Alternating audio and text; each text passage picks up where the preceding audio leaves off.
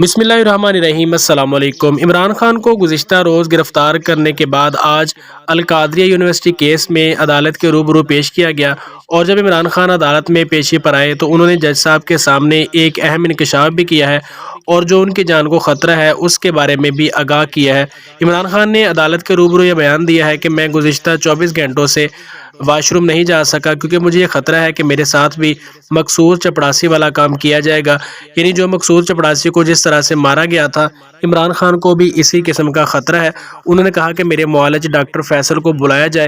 यानी उन्होंने डॉक्टर फैसल से इस बारे में कुछ बातचीत करनी थी, लेकिन उनका ये कहना था कि जो इंजेक्शन ये लगाते हैं या उन्होंने मकसूद चपड़ासी को जो इंजेक्शन दिया था उसके लगाने के बाद इंसान आहिस्ता आहिस्ता मौत के मुँह में चला जाता है। यानी इमरान खान ने डायरेक्टली और इनडायरेक्टली अदालत के सामने ये बयान दिया है कि उनको मारने की कोशिश की जाएगी और उनकी जान को ख़तरा भी है। इमरान खान को गिरफ़्तार करने के बाद जो आवाम की जानिब से रिएक्शन सामने आया है, मुल्की हालात उसमें काफ़ी हद तक ख़राब हो चुके हैं और मिलिट्री के ख़िलाफ़ जो लोग नारेबाजी कर रहे हैं और जो उनका रवैया है ये वाकई काबिल गौर और काबिल तशवीश है, क्योंकि मुल्क के हालात जिस तरफ जा रहे हैं, रेड लाइन जो अवाम ने क्रॉस कर ली है ये नहीं होनी चाहिए थे, क्योंकि ये जो तमाम तर मामलात हैं वो पाकिस्तान के हक़ में नहीं है।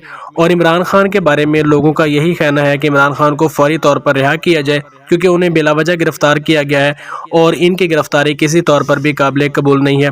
दोस्तों, आप इस हवाले से क्या कहते हैं कमेंट सेक्शन में ज़रूर बताइएगा। चैनल पर नए हैं तो सब्सक्राइब करें। मिलते हैं किसी नेक्स्ट वीडियो में, तब तक के लिए अल्लाह निगहबान।